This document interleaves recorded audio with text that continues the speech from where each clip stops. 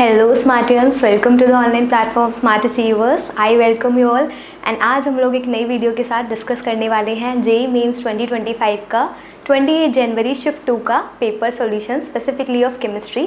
तो स्टार्ट करते हैं without wasting any time.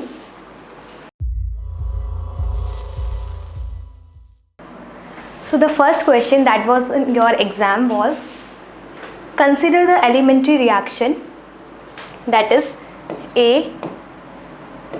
plus B is giving C plus D. So आपके पास एक रिएक्शन है A plus B से, आपको दो चीज़ें यहाँ पे रिएक्टेंट हैं, आपको C plus D प्रोडक्ट मिल रहे हैं. If the volume of the reaction mixture suddenly reduced to 1/3 times of initial volume, the reaction rate will become x time of the original reaction rate. तो अगर मैं इसका reaction rate लिखूँ, वो किसके directly proportional होगा? आपका डायरेक्टली प्रोपोर्शनल होगा concentration of A and concentration of B. तो I can write rate is directly proportional to concentration of A and concentration of B. सबने पढ़ा हुआ है आपने केमिकल काइनेटिक्स में. तो जब हम प्रोपोर्शनलिटी कांस्टेंट को हटाएंगे तो you will get rate is equal to K concentration of A and B. And concentration जो होती है उसका फॉर्मूला होता है n by v, यानी number of moles divided by volume. So I can write r is equal to k into number of moles of A divided by volume and number of moles of B divided by volume. So आपको mention करा गया है कि when you reduce the volume to 1/3 जब आप इसका volume क्या करोगे, रिड्यूस करोगे, so R dash will be equal to K into Na. Volume आपका 1/3 times of V and NB same here, volume will be 1/3 times of V. तो जब आप इसको सॉल्व करोगे so R dash will be K into 9 Na by V and यहाँ पे बनेगा NB by V. ठीक है, तो इक्वेशन नंबर आपकी ये फर्स्ट है and this will be equation number 2. So just divide second by 1. So you will get R dash by R is equal to K into 9 Na by V and you have NB by V. इसको divide करो फिर यहाँ पे K into, तो जो आपकी R की value है ये वाली, इसको हम यहाँ पे मेंशन करेंगे K into Na by V की जगह.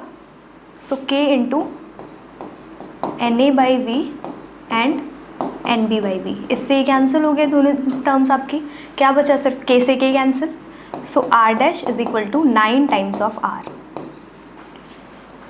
ठीक है, तो आपसे क्या पूछ रहा है? वैल्यू ऑफ x, यानी कितना टाइम हो जाएगा वो किसके, जो आपका नया वाला रेट कांस्टेंट आएगा वो प्रीवियसली जो रेट कांस्टेंट है उसका कितना टाइम्स होगा. तो R डैश जो होगा that is equal to 9 times of R. तो करेक्ट ऑप्शन आपका कौन सा होगा? Second option. ठीक है, तो आई होप ये सबको क्लियर हुआ होगा. नेक्स्ट क्वेश्चन पे चलते हैं. क्वेश्चन नंबर 2 है आपका, द एम्फोटेरिक ऑक्साइड आपको गिवन है एक V2O3 and V2O4 and V2O5. तो ये आपकी एम्फोटेरिक ऑक्साइड है, यानी ना ही ये प्रॉपर एसिडिक है ना ही ये बेसिक है. तो इनकी प्रॉपर्टीज़ क्या है? एसिड और बेस के मिड में है. तो ये क्या बोल रहा है इसमें, जब इसको आप एल्कली से रिएक्शन कराई इसकी हमने एल्कली से, lead to formation of an oxide ion. तो आपका एक ऑक्साइड आयन का फॉर्मेशन हो रहा है. अब जब आप इन तीनों को रिएक्ट कराओगे एल्कली से तो आपके दो तरीके के ऑक्साइड बनते हैं. एक का फॉर्मूला होता है VO4-3 and second is V2O7-4. आपसे क्या पूछ रहे हैं? ऑक्सीडेशन स्टेट पूछ रहा है आपका. तो ये आपके रिस्पेक्टिव क्या है? एनायंस हैं that will be form during the reaction. So इसमें अगर आप ऑक्सीडेशन स्टेट निकालोगे so x - 8 is equal to -3. So x will be +5. In the second case 2x - 7 into 2 is equal to -4. So 2x will be -4 + 14 यानी 2x will be 10. x will be 5. ठीक है, तो देखो दोनों ही केसेस में आपकी क्या आ रही है? Oxidation state +5 +5. यानी अगर आपका कोई भी वेनेडियम का ऑक्साइड प्रेजेंट है, जब आप उसको एल्कली के साथ ट्रीट करोगे सो आपका जो ऑक्साइड एनायन बनेगा वो या तो VO4-3 या फिर V2O7-2 -4 बनेगा. दोनों ही केस में आपकी ऑक्सीडेशन स्टेट क्या है? +5. ठीक है, तो ऑप्शन नंबर 3 इसका क्या होगा? Correct answer. नेक्स्ट क्वेश्चन देखो, मैच लिस्ट 1 विद लिस्ट 2. तो आपको यहाँ पे कुछ क्या दे रखे हैं? सेक्राइड्स दे रखे हैं, यानी बायोमोलिक्यूल्स में कुछ आपको कंपाउंड दे रखे हैं, यहाँ पे आपको बताना है ग्लाइकोसिडिक लिंकेज, इनके बीच में कौन कौन से फॉर्म होंगे। सबसे पहला कंपाउंड आपको गिवन है सुक्रोज। सुक्रोज आपका दो चीज़ों से मिलकर बनता है, ग्लूकोज जो कि अल्फा फॉर्म में होता है and fructose that will be present in beta form. तो इसका आपका C1 और इसका C2 दोनों आपस में क्या करते हैं, C1 C2 ग्लाइकोसिडिक लिंकेज होती है। तो ऐसा किस में गिवन है, देखो अच्छा ये 1 यहाँ पे अल्फा 1 और बीटा 2, तो अल्फा 1 किसको रिप्रेजेंट कर रहा है कि आपका C1 कार्बन है और अल्फा फॉर्म है, यानी अल्फा डी ग्लूको पायरानोज प्रेजेंट है with C1 carbon and this is beta D ग्लूको fructose, beta D fructo pyranose. तो यहाँ पे अगर मैं बात करूँ अल्फा 1 और बीटा 2 की, सो ये आपका होगा alpha D ग्लूको pyranose with C1 carbon and यहाँ पे इसके साथ ये बॉन्ड बनाएगा with beta D फ्रक्टोफ्यूरानोज with C2 carbon. तो सुक्रोज का क्या ऑप्शन होगा आपका, थर्ड ऑप्शन, यानी ए का थर्ड। सेकंड आपके पास है माल्टोज। माल्टोज में आपको अल्फा 1,4 लिंकेज होती है, अल्फा 1,4 ग्लाइकोसिडिक लिंकेज। इसमें सिर्फ आपका क्या प्रेजेंट होता है माल्टोज में, glucose.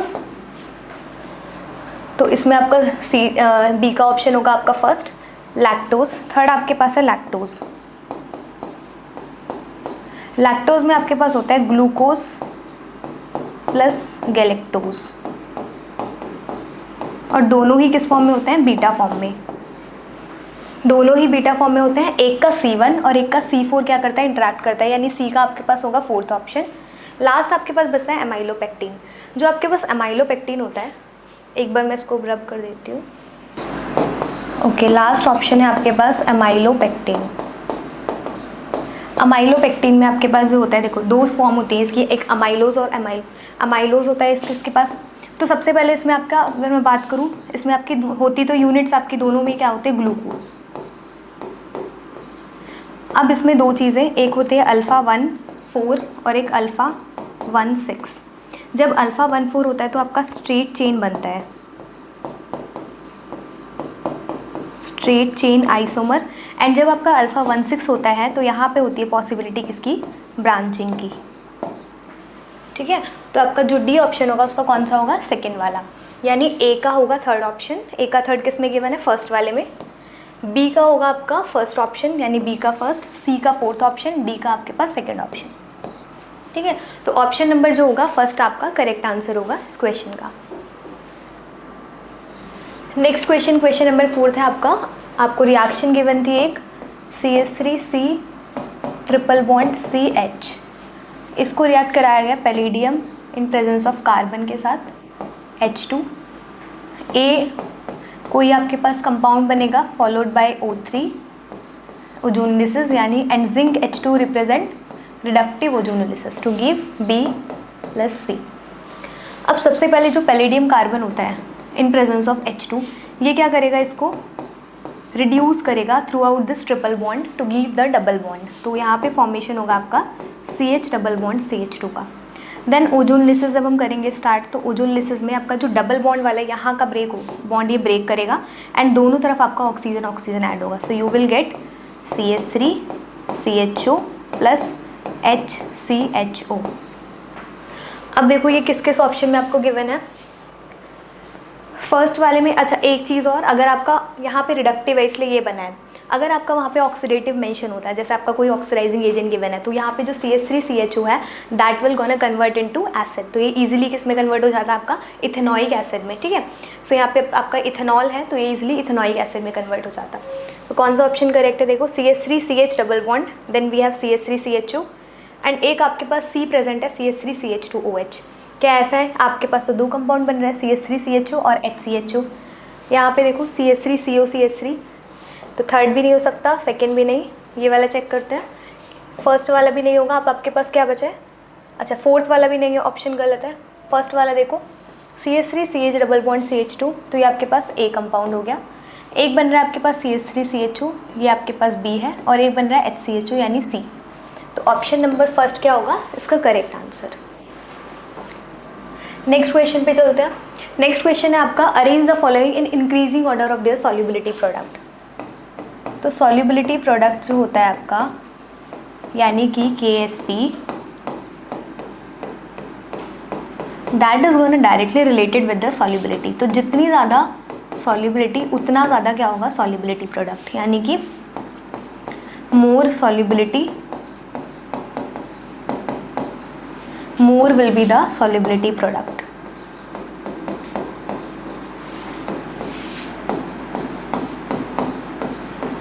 more will be the solubility product। तो अब हमें बस ये चेक करना है कि आपका KSP किसका ज़्यादा होता है इन सब में से।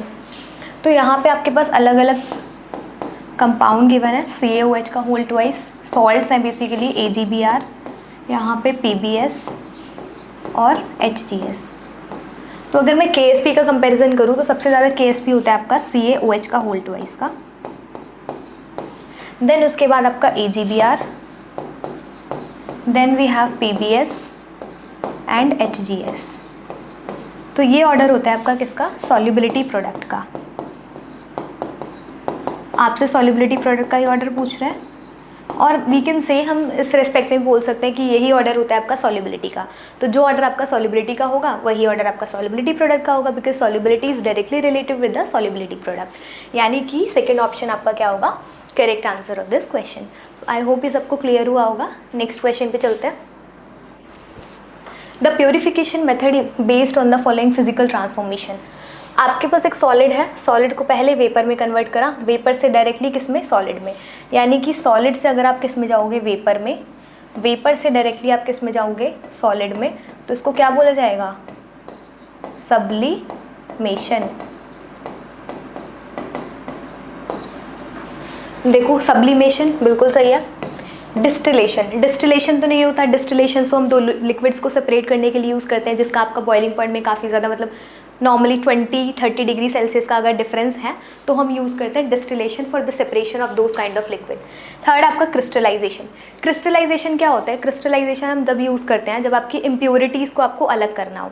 जैसे आपने कोई क्रिस्टल प्रिपेयर करे, मान लो आपने कोई सब्सटेंस प्रिपेयर करा, अब उसको आपको और ज़्यादा प्योरीफाई करना है, तो आप सबसे पहले उसको सोलबलाइज करोगे किसी भी सॉल्वेंट में, देन उसको क्रिस्टलाइज करोगे और जो भी आपकी इम्प्योरिटी होगी वो किस में रह जाएगी आपकी मदर लिकर में।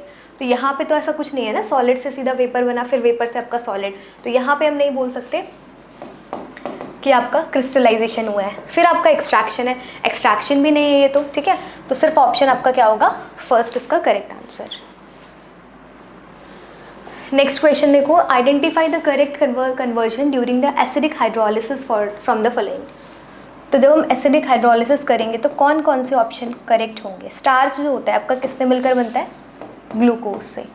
तो जब इसका एसिडिक हाइड्रोलिसिस करेंगे तो you will gate glucose, molecules of glucose, because इसी से मिलकर ये बना हुआ है ग्लूकोज मॉलिक्यूल्स। यहाँ पे क्या गिवन है, स्टार्च गिव गैलेक्टोज, बिल्कुल गलत। बी वाला ऑप्शन देखो, cane sugar gives glucose and equal amount of glucose and fructose. Cane sugar क्या होती है आपकी सुक्रोज। अब सुक्रोज अभी हमने पहले जो क्वेश्चन डिस्कस करा था वहाँ पे मैंने बताया था कि ये मिलकर बनता है आपका alpha D glucopyranose and beta D फ्रक्टोफ्यूरानोज।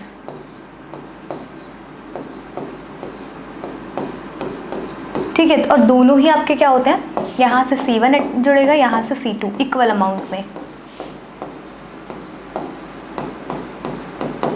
तो बी वाला ऑप्शन आपका क्या होगा सही है बिल्कुल। सी वाले में देखो मिल्क शुगर, मिल्क शुगर क्या होती है आपकी लैक्टोज। लैक्टोज में आपका प्रेजेंट होता है ग्लूकोज एंड गैलेक्टोज। तो जब इसकी एसिडिक हाइड्रोलिसिस करेंगे तो you will gate glucose and galactose, और दोनों आपस में किससे जुड़े होते हैं, बीटा 1,4 ग्लाइकोसिडिक लिंकेज, यानी थर्ड भी करेक्ट है आपका। डी वाले देखो, amylopectin gives glucose and fructose. Amylopectin सिर्फ ग्लूकोज से मिलकर बना होता है, not glucose and fructose, and linkage is C1C4 and C1 is C1C6। ये भी गलत है आपके पास। ई वाला देखो, अमाइलोज गिव ओनली ग्लूकोज, बिल्कुल सही, क्योंकि amylose is only from the glucose. So when you do the acidic hydrolysis of amylose you will only get the molecules of the glucose. ठीक है, तो अमाइलोज आपके क्या देंगे, सिर्फ ग्लूकोज के मॉलिक्यूल. यानी कि ऑप्शन नंबर कौन कौन से करेक्ट है, बी, सी एंड ई. किस में गिवन है ये, थर्ड ऑप्शन में. यानी कि थर्ड ऑप्शन क्या होगा इसका करेक्ट आंसर. तो आई होप ये सबको क्लियर हुआ होगा. नेक्स्ट क्वेश्चन पे देखो, an ideal gas undergo a cyclic transformation starting from the point A and coming back to the same point by tracing the path A to B and B to C. तो आपके पास एक cyclic transformation चल रही है यहाँ पे.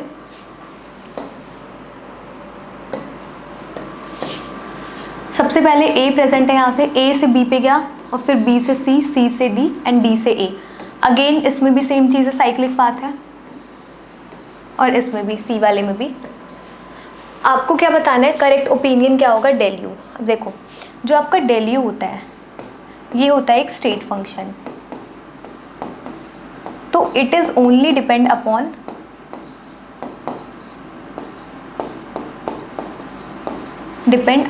State rather than path.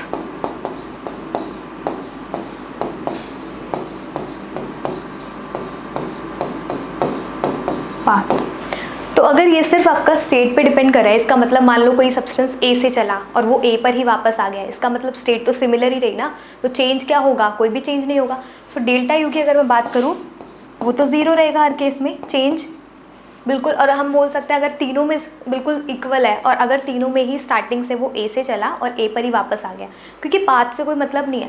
चाहे आपका ए वाला पाथ फॉलो करे इस वाले में, तब भी आपका डेल यू चेंज जो रहेगा वो क्या रहेगा, साइक्लिक में बिल्कुल इक्वल, या फिर मैं बोल सकती हूँ zero.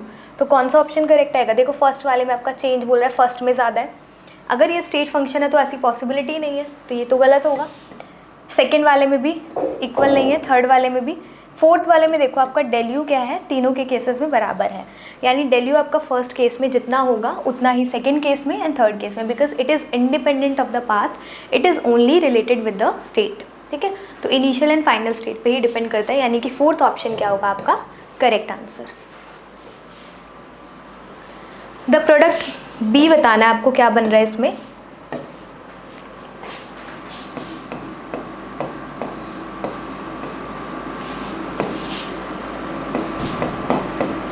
First it is reacted with HCl.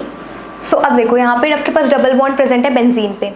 तो बेंजीन के पास कभी भी कोई पॉसिबिलिटी नहीं होती, बेंजीन के पास अगर डबल बॉन्ड प्रेजेंट है तो बेंजीन कभी भी अपने डबल बॉन्ड का डोनेशन नहीं करेगा, क्योंकि ये एरोमेटिक है, स्टेबलाइज है, because it is aromatic and stabilise. 6 pi electron है इसके पास, तो कभी भी अपनी इस वाले इलेक्ट्रॉन डेंसिटी को डोनेट नहीं करेगा.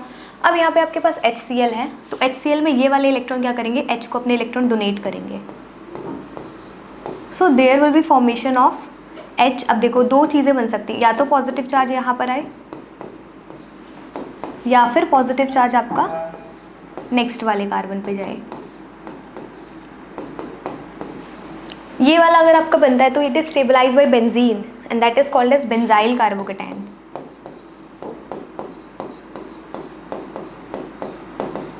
ये वाला आपका जो होगा वो स्टेबलाइज होगा किससे, हाइपर कॉन्जुगेशन से. एंड रेजोनेंस से जो चीज़ें स्टेबलाइज हो रही हैं दे आर मोर स्टेबल. ये आपका रेजोनेंस से स्टेबलाइज हो रहा है. So resonance is always more stable as compare to the hyper conjugation. यानी कि मेजरली आपका यही फॉर्म होगा. इसी से हम रिएक्शन को प्रोसीड करते हैं आगे. अब आपके पास सॉल्यूशन में Cl नेगेटिव है, वो इस पर आके अटैक करेगा पॉजिटिव चार्ज पे. सो you will get this compound.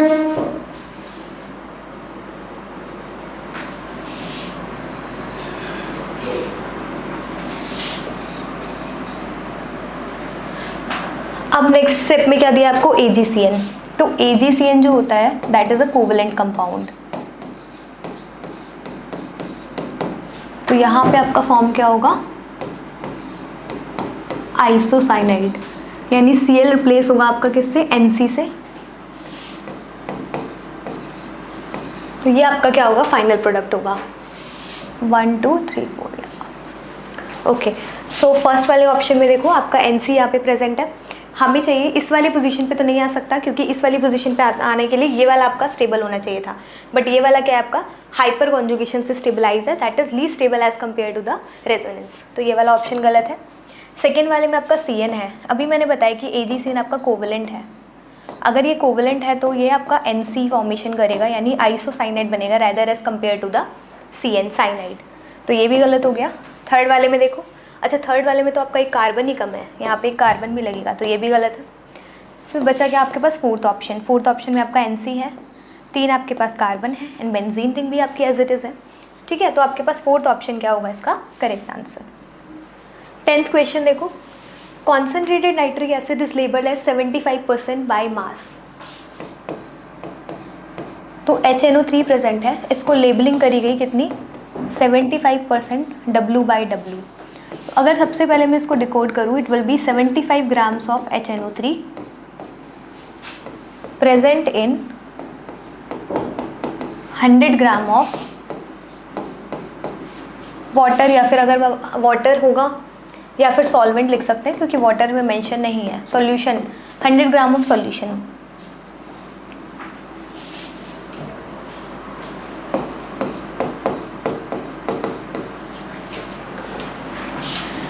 तो यहाँ पे अगर 100 ग्राम में आपका कितना प्रेजेंट है 75 ग्राम्स HNO3। अब आगे क्वेश्चन देखते हैं, the volume in ml of the solution which contain 30 grams of nitric acid, उस सॉल्यूशन का आपको वॉल्यूम निकालना है जिसमें आपका 30 ग्राम क्या प्रेजेंट हो, नाइट्रिक एसिड प्रेजेंट हो। ये आपके पास 100 ग्राम क्या है सॉल्यूशन है, तो सबसे पहले मैं सॉल्यूशन का मास निकाल सकती हूँ। ये 75 ग्राम में अगर 100 ग्राम है तो यूनिटरी मेथड लगाते हैं, तो 1 ग्राम में अगर मैं नाइट्रिक एसिड में सॉल्यूशन का मास निकालूँ कितना आएगा 100 डिवाइडेड बाई 75, देन 30 ग्राम्स में कितना आएगा 100 divided by 75 into 30 grams, that is 1 gram of 30 grams of HNO3। यानी ये आपको क्या बता रहा है कि 30 ग्राम नाइट्रिक एसिड में आपका कितना सॉल्यूशन प्रेजेंट है, ठीक है। 30 ग्राम नाइट्रिक एसिड में आपका 100 डिवाइडेड बाई 75 इंटू 30, इसको सॉल्व करेंगे तो क्या आएगा 5 6 20 यानी कि 40। जब आपका 30 ग्राम नाइट्रिक एसिड होगा उस टाइम पे आपका क्या होगा 40 ग्राम सॉल्यूशन होगा, अगर आपको 75% बनाना है तो। अच्छा ये कॉन्सेंट्रेशन बिल्कुल सिमिलर है, 75% बनाने के लिए हमने ये यूज़ करा है, ठीक है। लास्ट में देखते हैं, आपको डेंसिटी गिवन है, डेंसिटी ऑफ सॉल्यूशन की कितनी है 1.25। अब density of solution is equal to mass of solution divided by volume of solution. Mass of solution कितना है आपका,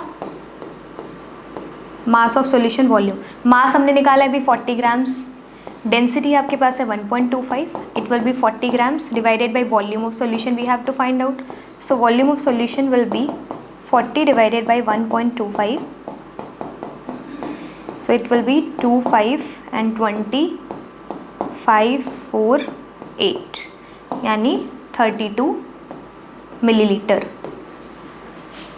तो जब आप इसको सॉल्व करोगे इस वाले फॉर्मूले को you will gate, so volume will be 32 ml, ठीक है। तो कौन सा ऑप्शन करेक्ट होगा आपका थर्ड वाला। तो आई होप ये सब क्वेश्चन आपको क्लियर हुआ होगा। सबसे पहले आपको 75% जो गिवन था उसको डिकोड करना है कि 75 ग्राम आपका नाइट्रिक एसिड प्रेजेंट है 100 ग्राम किसमें सॉल्यूशन में, तो उसके बाद आप यूनिटरी लगाकर 1 ग्राम में निकाल लो एंड देन 30 ग्राम्स में निकाल लो, फिर उसके बाद जो आपका सॉल्यूशन का मास आया है उसको डेंसिटी से रिलेट करके you can easily find out the volume, ठीक है। नेक्स्ट पे चलते हैं, match list 1 with list 2। CO आपके पास प्रेजेंट है F6 -3, oxidation state find out करेंगे तो X -3 बराबर, सो X इज इक्वल टू +3, यानी कि कोबाल्ट अगर मैं +3 की बात करूँ तो नॉर्मल न्यूट्रल कोबाल्ट क्या होता है आपके पास D6 D7 4s2, 3 इलेक्ट्रॉन जब हम रिमूव करेंगे तो आपके पास 2 इलेक्ट्रॉन जाएंगे इस वाले से, यानी S वाले से आपके पास 2 इलेक्ट्रॉन जाएंगे एंड 1 इलेक्ट्रॉन आपके पास D6 में से, तो यहाँ पे आपका क्या बनेगा ये X बराबर +3 यानी D6। अब D6 को फिल करते हैं 1 2 3 4 1 2 3 4 5 6। इसमें आपको हाइब्रिडाइजेशन पूछ रहा है। अब देखो F6 आपके पास क्या है, WFL यानी वीक फील्ड लिगेंड है। अगर ये वीक फील्ड है तो कभी भी ये क्या नहीं करा पाएगा, इन दोनों इलेक्ट्रॉन को पेयरिंग नहीं करा पाएगा, यानी इस दोनों इलेक्ट्रॉन को इधर शिफ्ट नहीं करा पाएगा। इसका मतलब जो बाहर आपके पास sp d प्रेजेंट होंगे, यानी ये तो आपके पास 3d था, ये आपके पास 4s होगा, ये 4p 4d।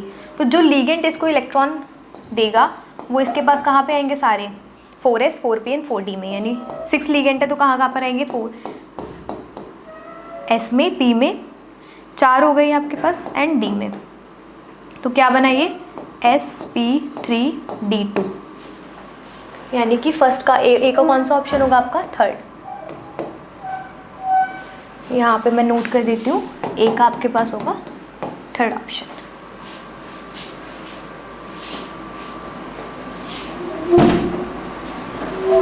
सेकेंड वाला देखो, Na आपके पास प्रेजेंट है Cl4 -2। अब इसमें NaCl4 -2 में सबसे पहले अगर हम इसको प्रोसीड करेंगे, इसमें ऑक्सीडेशन स्टेट फाइंड आउट करते हैं, तो x - 4 = -2, तो x बराबर हो गया आपके पास +2, यानी निकल +2। नॉर्मल निकल की अगर मैं ऑक्सीडेशन स्टेट की बात करूँ तो क्या होता है, D8 4s2, 2 इलेक्ट्रॉन आपके पास 4s में से जाएंगे, सो यू विल गेट 3d8। अब देखो निकल 2 में आपके पास Cl अगेन, Cl आपके पास होता है WFL और निकल आपके पास 3d8 है, तो क्या बनेगा WFL के केस में sp3। हमेशा याद रखना जब भी आपका कोऑर्डिनेशन नंबर 4 होगा, 2 ज्योमेट्री पॉसिबल होते हैं, या तो टेट्राहेड्रल या फिर स्क्वायर प्लेनर। अगर आपके पास मेंबर जो है, यानी ये जो एलिमेंट मतलब ये मेटल प्रेजेंट है आपका 4d 5d का है, तो कोई भी डाउट नहीं रखना, सीधा स्क्वायर प्लेनर ज्योमेट्री लगानी है, यानी कि dsp2 या फिर sp2d। लेकिन अगर आपके पास मेटल क्या है, थर्ड पीरियड का है, then you have to check the ligand. If ligand is WFL then आपके पास होगा टेट्राहेड्रल। अगर लिगेंड आपका स्ट्रॉन्ग फील्ड लिगेंड है तो you will have to apply the square planar geometry. अब यहाँ पे आपका लिगेंड क्या है, WFL लिगेंड होने की वजह से ये कौन सी ज्योमेट्री में रहेगा, टेट्राहेड्रल में, यानी इसकी हाइब्रिडाइजेशन होगी sp3, यानी बी का ऑप्शन क्या होगा आपका 2। थर्ड वाला देखो CONH3 6 + 3, again we have cobalt +3, cobalt +3 क्या बनेगा, D6 3d6। फिल करते हैं 3d6 को, 1 2 3 4 5 6। अब जो यहाँ पे आपके पास NH3 प्रेजेंट है, तो NH3 क्या करता है, पेयरिंग कराता है। तो NH3 क्या है यहाँ पे, SFL, it is acting as a SFL।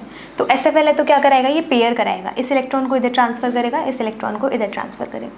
So you will gate 1 2 3 4 5 6, 2 electron खाली बच गए आपके पास। अब आपके पास बाहर होंगे S और P, 6 यहाँ पे लिगेंड प्रेजेंट है, तो कौन कितने 12 इलेक्ट्रॉन देंगे, 1 2 3 4 5 6 7 8 9 10 11 12, यानी ये क्या बना आपका D2 sp3। इसको बोला जाता है इनर ऑर्बिटल कॉम्प्लेक्स।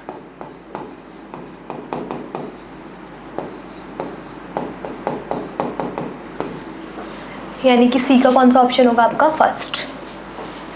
अब तो सिर्फ जो बच गया वो डी का होगा, यानी डी आपके पास क्या होगा फोर्थ।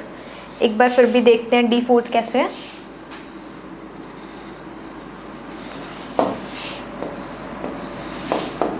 NiCN4 -2, यानी x -4 बराबर -2, तो x बराबर हो गया +2। निकेल +2 होता है आपके पास 3d8। अभी मैंने बताया आपको जब कोऑर्डिनेशन नंबर 4 होगा, you have two possibilities, either it can be square planar और it can be tetrahedral. So if ligand is strong field then no other doubt, you have to just apply the square planar geometry. ठीक है, तो इसमें आपके पास क्या होगा, square planar होगा, क्योंकि लिगेंड आपके पास क्या है, स्ट्रॉन्ग फील्ड लिगेंड, यानी इसकी ज्योमेट्री क्या होगी आपके पास। अब हमें ये देखना है कि ये DsP2 होगा या फिर sp2d। 1 2 3 4 5 6 7 8।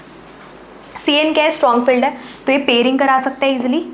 तो जब ये पेयर करेगा तो ये किस फॉर्म में आ जाएगा, 1 2 3 4 5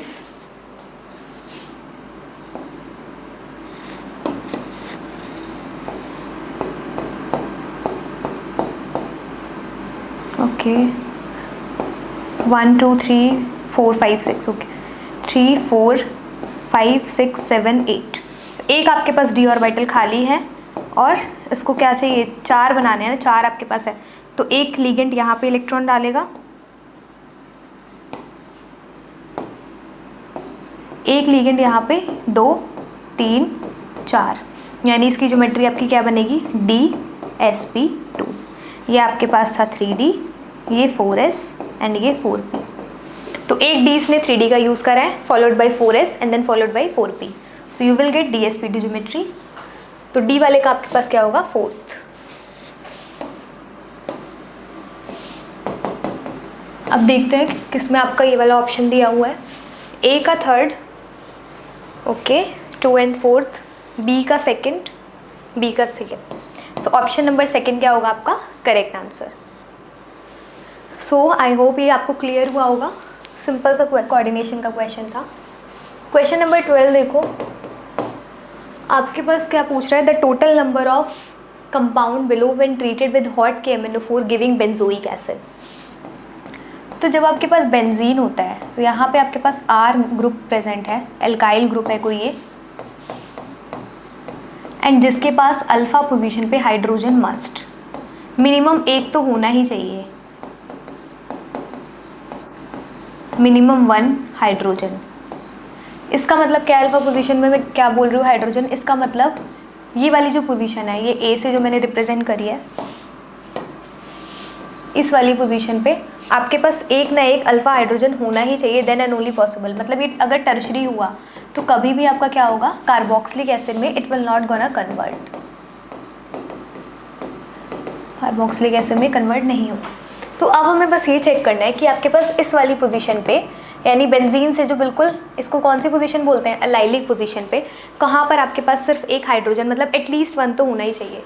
तो इस वाले में प्रेजेंट है, इस वाले में भी है, देखो यहाँ पे एक हाइड्रोजन है, इस वाले में आपके पास एक हाइड्रोजन है, इस वाले में ये तो टर्शरी हो गया, ये नहीं देगा, इस वाले में ये पॉसिबल है, इस वाले में आपके पास OH प्रेजेंट है बट हाइड्रोजन तो नहीं है ना, नॉट पॉसिबल। इस वाले में देखो आपके पास ये वाला हाइड्रोजन, यहाँ पे भी 2 हाइड्रोजन है, ये भी। इस वाले में आपके पास CH3 प्रेजेंट है, तो इसमें तो इजीली आपके पास COH फॉर्म हो जाएगा, C double bond OH and we have COH। So ये भी देगा। तो आपसे क्या पूछा, total number which treated with, जो पॉजिटिव टेस्ट देंगे, सो 1 2 3 4 5 6 किस में आपके पास, ऑप्शन नंबर 3 में। ठीक है, तो जब भी आपके पास ऐसा क्वेश्चन आए कि आपसे पूछा जाए कि which is going to react with KMnO4 to give the carboxylic और benzoic acid, so you have to check the, आपके पास जो अल्फा हाइड्रोजन प्रेजेंट है, आपके पास अल्फा पे पोजीशन पे एटलीस्ट 1 आपके पास हाइड्रोजन प्रेजेंट होना चाहिए। ठीक है, अगर वो प्राइमरी है, सेकेंडरी है, so it will give the benzoic acid, if it is tertiary it will not going to give that.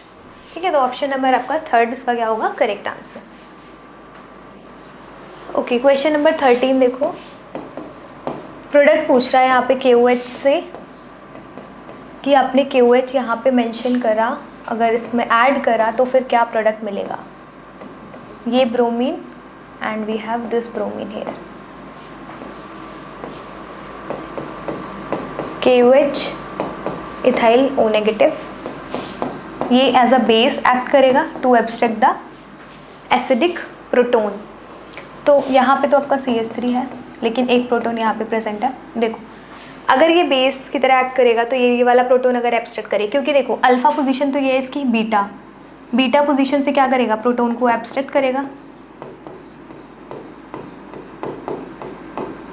एक बीटा इसके लिए ये है, एक बीटा ये वाली भी पोजीशन है, तो हम दोनों तरीके से करके देखते हैं। इस वाले से अगर मान लो ये एब्स्ट्रैक्ट करेगा तो क्या बनेगा, we have this CH3,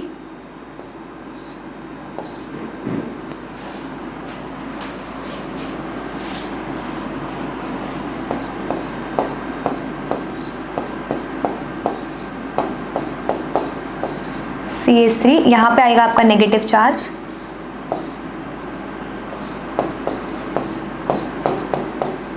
CH2 and we have CH3।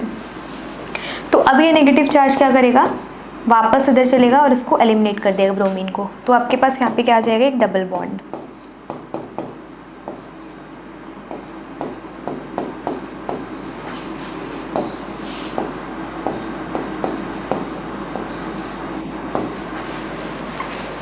Next वाला देखते हैं। देखो इस वाले में, अगर इस वाले से मैं यहाँ से रिमूव कराऊँ,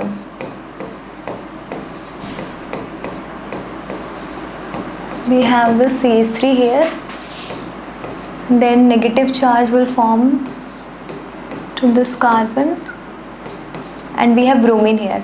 So negative charge इधर चलेगा, bromine को again बाहर करेगा and then we have double bond to be present here. We have CH3 double bond and we have bromine. तो एक डबल बॉन्ड देखो यहाँ पे आया है, एक डबल बॉन्ड आपका यहाँ पे है। अब हमें बस ये चेक करना है कौन सा स्टेबल होगा, बिकॉज प्रोडक्ट तो आपका एक ही बनेगा विच विल बी मेजर। तो इस वाले डबल बॉन्ड को देखो, ये वाला जो डबल बॉन्ड होगा आपका, ये वाला जो आपका डबल बॉन्ड है ये क्या होगा, बेंजीन से स्टेबलाइज्ड है, मतलब बेंजीन के साथ क्या है, not stabilise, we can say conjugation में है। और ये वाला जो डबल बॉन्ड है ये नॉन कॉन्जुगेटेड है। एंड जो आपके कॉन्जुगेटेड होते हैं that will more stable as compare to non conjugated.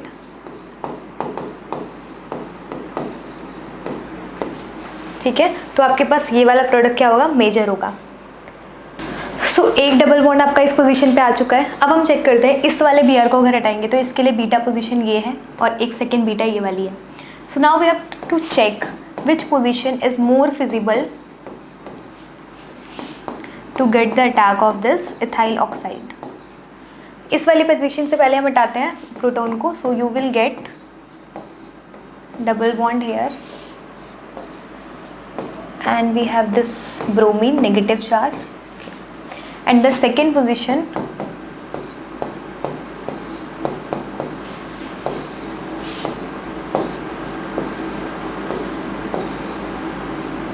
so we have this bromine and negative charge।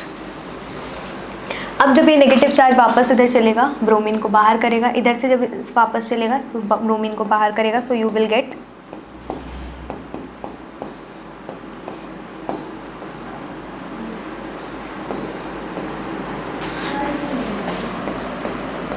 And इस वाली पोजीशन पे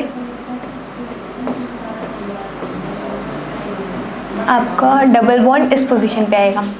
तो अब हमें ये चेक करना है कि आपके पास ए प्रोडक्ट ये बना एंड बी प्रोडक्ट ये।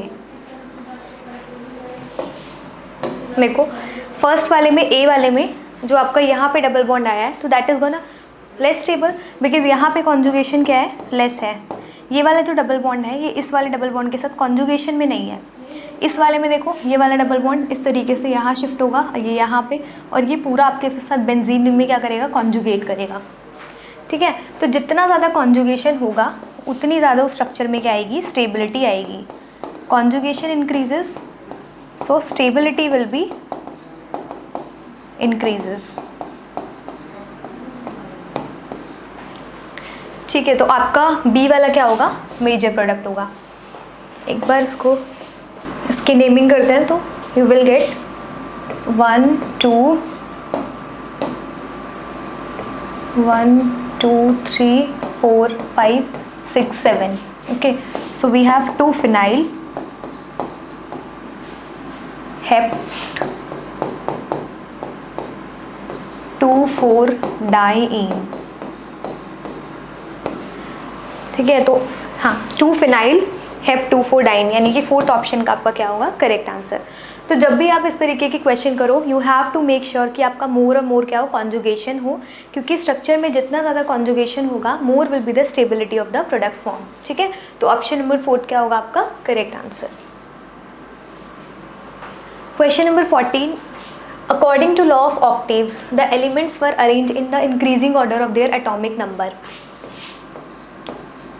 लॉ ऑफ ऑक्टेव्स क्या बोलता है कि जो आपका पहला एलिमेंट होगा, मतलब इसने क्या करा था, 1 से लेके एलिमेंट को 8 तक में इस तरीके से अरेंज करा था on the basis of the atomic mass, not on atomic number, atomic mass such that the property of the 8th element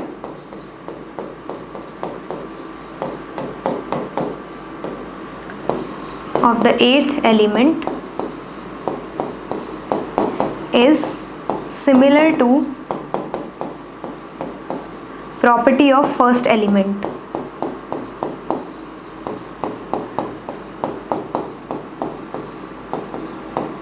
ठीक है, तो जो लॉ ऑफ ऑक्टेव्स बोलता है, इसने क्या करा था, एटॉमिक मासेस के बेसिस पे आपके सारे जो भी एलिमेंट्स थे, because this is the topic of the periodic classification. तो on the basis of atomic mass के बेसिस पे ही has arrange all the elements, and basically the property of the first element should matches with the property of the eighth element. That's why it is called as law of octaves. Octave means here eighth. So there is a repetition of the properties of the first element to the eighth element. Okay, so question में क्या पूछ रहा है आपसे, atomic number के basis पे क्या mention करा गया था? No, atomic mass. ठीक है, तो ये वाला आपका गलत है। Second, Mayer observed the periodically repeated pattern upon plotting physical properties of certain elements against the respective atomic number. This is correct. तो आपके पास मेयर जो साइंटिस्ट थे, उन्होंने क्या करा था, फिजिकल प्रॉपर्टीज़, जब मेंडलीव ने पीरियोडिक टेबल का क्लासिफिकेशन दिया था आपका, उसी टाइम पे he was the scientist, he was plotting the physical properties against their atomic number. ठीक है, तो एटॉमिक नंबर के बेसिस पे इन्होंने क्या करा था, एलिमेंट्स को अरेंज करने की और उनको स्टडी करने की कोशिश करी थी। एलिमेंट्स को arrange and study of those element.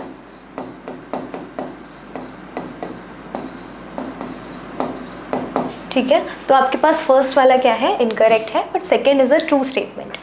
तो statement first is incorrect, false, but statement two is correct. Okay, so आपका बेसिक पीरियोडिसिटी का क्वेश्चन है। आई होप ये आप सबको क्लियर हुआ होगा।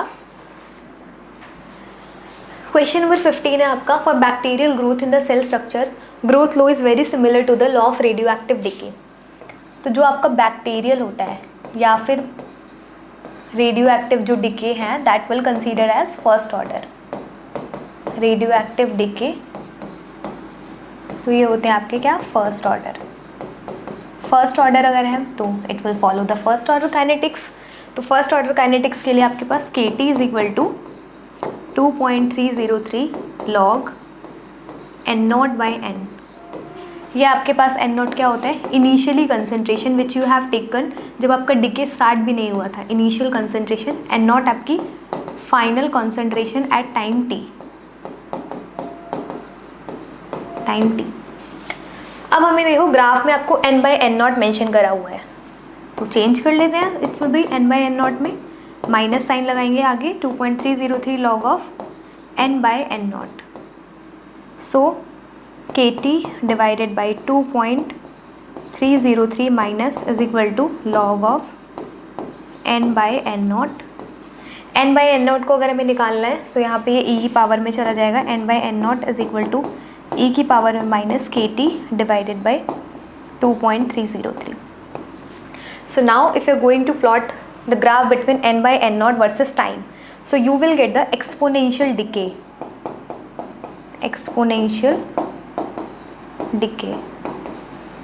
अब ये चेक करना है, देखो फर्स्ट वाले में तो बिल्कुल एक्सपोनेंशियल डिके है, इस वाले में स्ट्रेट लाइन डिके हो रहा है, नहीं, इसमें तो एक्सपोनेंशियल क्या हो रहा है, इंक्रीज हो रहा है।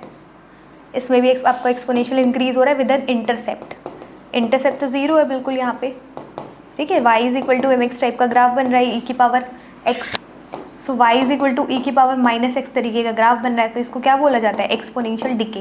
तो that is only possible in the first option. ठीक है, तो आई होप ये सबको क्लियर हुआ होगा। फर्स्ट ऑप्शन इसका क्या है, करेक्ट आंसर है। ओके, क्वेश्चन नंबर 16 आपका, Which of the following is not the correct statement with respect to the energy of the atomic orbital for hydrogen atom? So सबको पता होगा हाइड्रोजन एटम क्या होता है, इज अ मोनोइलेक्ट्रॉनिक स्पीशीज। सो इसमें जो आपकी एनर्जी होती है ऑफ द रिस्पेक्टिव सेम जो n प्रेजेंट होते हैं, यानी कि n अगर आपका सिमिलर होगा, प्रिंसिपल क्वांटम नंबर सिमिलर है, तो आपकी एनर्जी क्या होगी, सिमिलर होगी। जैसे देखो आपके पास 1s है, फिर 2s 2p, 3s 3p 3d। देखो यहाँ पे आपके पास 1s है हाइड्रोजन एटम के लिए, ये फिर आपके पास 2s और 2p, then we have 3s 3p and 3d, then we have 4s 4p 4d and 4f। तो इस तरीके से जो आपके सेम n वाले, जैसे n इसके लिए कितना है 1 है, इसके लिए आपका n 2, इसके लिए आपका 3 एंड इसके लिए 4। तो जो सेम n वाले होंगे उनकी एनर्जी आपके लिए क्या होगी, सिमिलर होगी, they have the similar energies. First में चेक करो 1s 2p 3d 4s, आपसे इनकरेक्ट पूछ रहा है, ठीक है, तो जो भी करेक्ट होगा that will not counted in the are answer, okay. So 1s 2p and 3d 4s। अब एनर्जी ऑर्डर निकालने के लिए we can use n+l rule, but यहाँ पे रूल यूज़ करने की कोई नीड नहीं है, बिकॉज हमें पता है 1s से ज़्यादा किसकी होगी, 2p की, 2p के, क्योंकि देखो n बराबर 1 पे 1s है, फिर उससे ज़्यादा एनर्जी, उससे ऊपर लेवल पे आपका 2p प्रेजेंट है, उसके ऊपर लेवल पे आपके 3 वाले आपके पास जो प्रेजेंट है ऑर्बिट प्रेजेंट है, उसके ऊपर वाले पे आपका 4th ऑर्बिट आएगा। तो जो भी इसके रिस्पेक्टिव में आपकी सबशेल्स होंगी that will energy order in the same as compare to the n that is orbit. So 1s 2p then we have 3d and we have 4s, तो यही एनर्जी का ऑर्डर होगा। ये तो ट्रू है आपके पास। सेकेंड वाला देखो, ओके, सेकेंड वाले में आपके पास 1s 2s बराबर 2p and we have 3s बराबर 3p। ये भी बिल्कुल सही है, 1s से ज़्यादा एनर्जी होगी आपकी 2s 2p की, फिर उससे ज़्यादा होगी 3s 3p की, and 2s and 2p and 3s and 3p they will have the same energy level, ठीक है, तो ये भी ट्रू है आपके पास। सी वाला ऑप्शन देखते हैं, 1s 2s 2p 3s and 3p। इसमें अगर मैं एनर्जी की बात करूँ, सो 1s से ज़्यादा एनर्जी आपकी 2s की होगी, फिर 2s और 2p की आपकी बराबर होगी, फिर उसके बाद इससे ज़्यादा, तो ये ऑर्डर होगा फॉर हाइड्रोजन एटम के लिए। यहाँ पे आपको क्या गिवन है कि 1s 2s 2p। अब देखो 2s 2p क्या होंगे, आपके सेम एनर्जी लेवल पे प्रेजेंट होंगे, ठीक है, तो ये वाला क्या हो जाएगा आपके पास, फॉल्स। फोर्थ वाला चेक करो, 1s 2s 4s and 3d। इसमें एनर्जी का ऑर्डर देखो, 1s से ज़्यादा आपकी 2s की होगी, फिर आपके पास 3d की होगी, देन 4s की। 1s से ज़्यादा आपकी 2s की, 2s से ज़्यादा आपकी किसकी होगी, 2s से ज़्यादा होगी आपके पास 3d की, 3d से ज़्यादा 4s की, ठीक है। इसमें कोई n+ रूल नहीं लगाना। हाइड्रोजन एटम के केस में मोनो इलेक्ट्रॉनिक में you don't have to apply this n+l rule, that is only applied for the species which have more than 1 electron. Okay, so कौन सा ऑप्शन आपके पास फॉल्स है, C एंड D, यानी option number 3 क्या होगा इसका correct answer. So question number 17 आपका था, assume a living shell with 0.5%, ये आपको मेंशन है 0.5% W/W solution of glucose aqueous solution. अच्छा, एक्वस सॉल्यूशन मेंशन है, so it will B W/V। Then this shell is immersed in another solution having equal mole fraction of glucose and water। इस cell को क्या करा गया, emerge करा गया किसी सॉल्यूशन में जिसमें आपका 50% W/W ग्लूकोज प्रेजेंट है and 50% he W/W water present है, ठीक है। तो यहाँ पे क्या मेंशन है कि आपके पास एक शेल है, शेल की जो कॉन्सेंट्रेशन गिवन है that is 0.5% W/V of glucose solution. Then इसको हमने वाटर में पुट अप करके रखा है एक सॉल्यूशन में। इस सॉल्यूशन में आपके पास 50% W/W है ग्लूकोज एंड 50% W/W प्रेजेंट है वाटर। तो अब हमें ये देखना है कि किस तरीके से इनमें से कौन सी स्टेटमेंट क्या है आपके पास करेक्ट है। तो वैसे ये वाला प्रोसेस, इस प्रोसेस को क्या बोलते हैं, ऑस्मोसिस। ऑस्मोसिस क्या होता है आपका, the basically process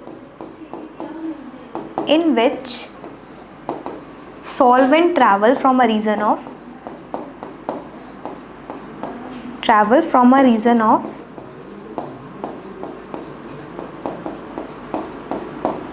low to high concentration of solute।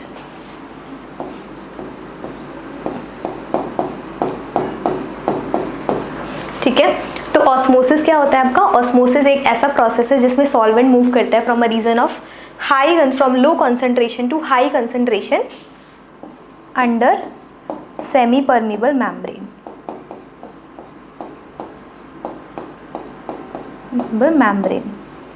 तो अब इस बारे में देखो, शेल की जो कॉन्सेंट्रेशन है 0.5 है एंड बाहर सॉल्यूशन की कंसंट्रेशन क्या है 50%, यानी कि आपकी सेल की कंसंट्रेशन कम है सॉल्यूशन से। तो सॉल्वेंट कहाँ मूव करेगा, lower to higher lower concentration है सेल की, तो सॉल्वेंट विल मूव फ्रॉम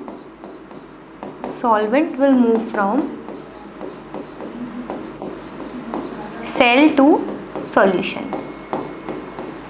तो अगर आपका सॉल्वेंट सेल से सॉल्यूशन की तरफ मूव करेगा तो सेल का वाटर लेवल यानी जो सॉल्यूशन एक्वस लेवल है वो कम होगा, तो सेल आपका क्या होगा, श्रिंक करेगा। तो we can say cell will shrink.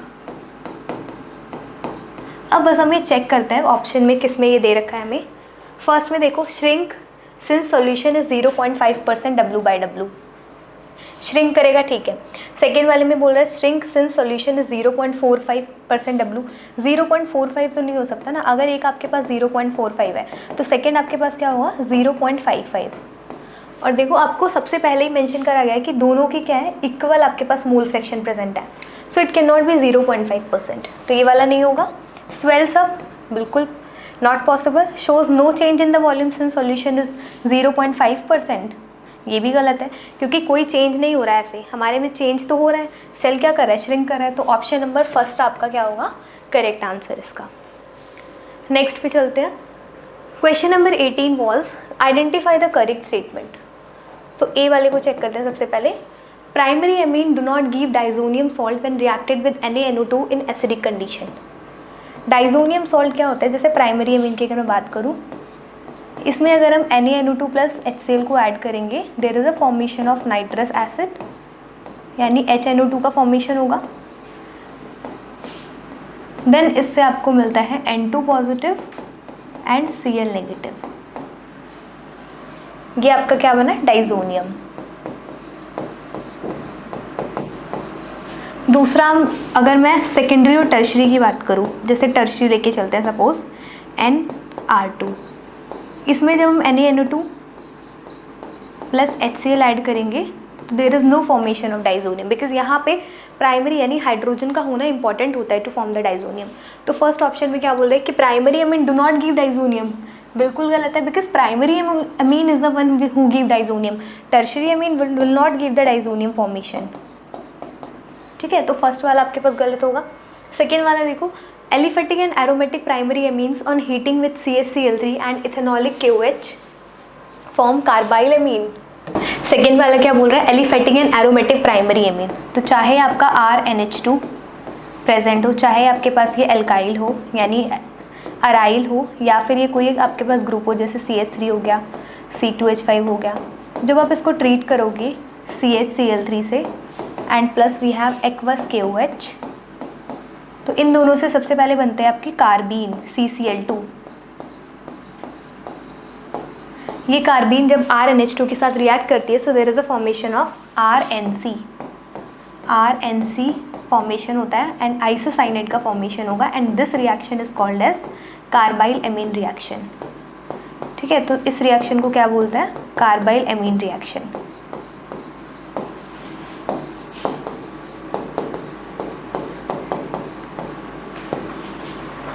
तो क्या एलिफेटिक और aromatic primary amines on heating with CaCl3 ethanolic KOH form carbyl amine, बिल्कुल सही है ये स्टेटमेंट।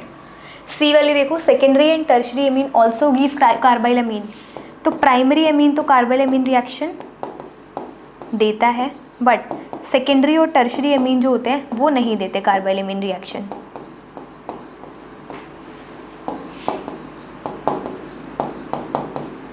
तो ये वाली आपके पास क्या बोल रहा है कि एमीन ऑल्सो गिव, बिल्कुल गलत है ये। डी वाले में देखो, benzene sulphonyl chloride is known as Hinsberg reagent, तो हिंसबर्ग रिएजेंट सबसे पहले हमें समझना पड़ेगा क्या होता है। डी वाले चेक करते हैं। डी वाले में बोल रहा है benzene sulphonyl chloride is known as Hinsberg reagent. तो बेसिकली अगर मैं बात करूँ हिंसबर्ग रिएजेंट की, तो हिंसबर्ग रिएजेंट एक ऐसा रिएजेंट होता है जो कि प्राइमरी, सेकेंडरी और टर्शरी एमीन को क्या करने के लिए, डिस्टिंग्विश करने के लिए यूज़ करते हैं। तो हिंसबर्ग रिएजेंट आपका होता है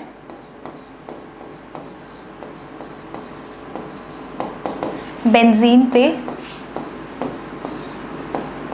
S double bond O Cl, यानी कि अगर मैं इसको इस तरीके से लिखूँ, so it will be SO2 Cl।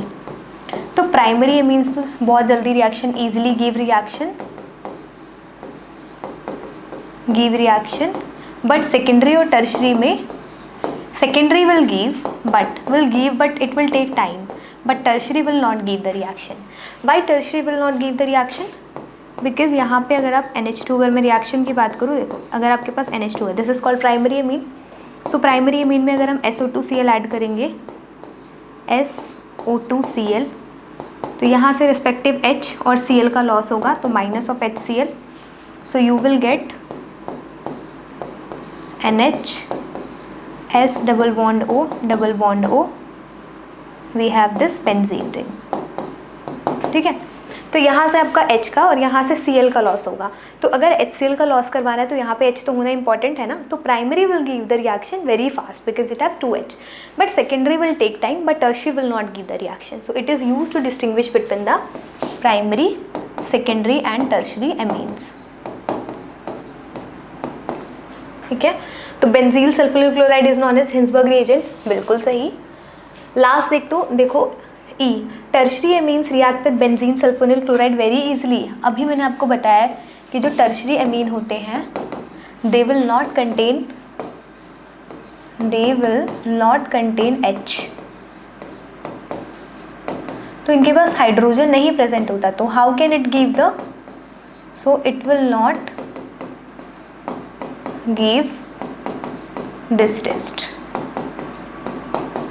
ठीक है, tertiary will not give this test, so this will be incorrect statement. So option number B and D is the correct statement. किस में given है आपको? सिर्फ फर्स्ट वाले ऑप्शन में. ठीक है, तो first is the correct answer of this question. Okay, so your 19 question was determine which statement is going to be correct. So सबसे पहले आपके पास एक कंपाउंड A है और एक B. इसमें बताना है दीज आर आइसोमेरिक कंपाउंड और नॉट. तो फर्स्ट हमें ये पता होना चाहिए what are isomer.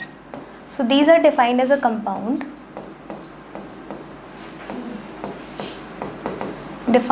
compound which have same molecular formula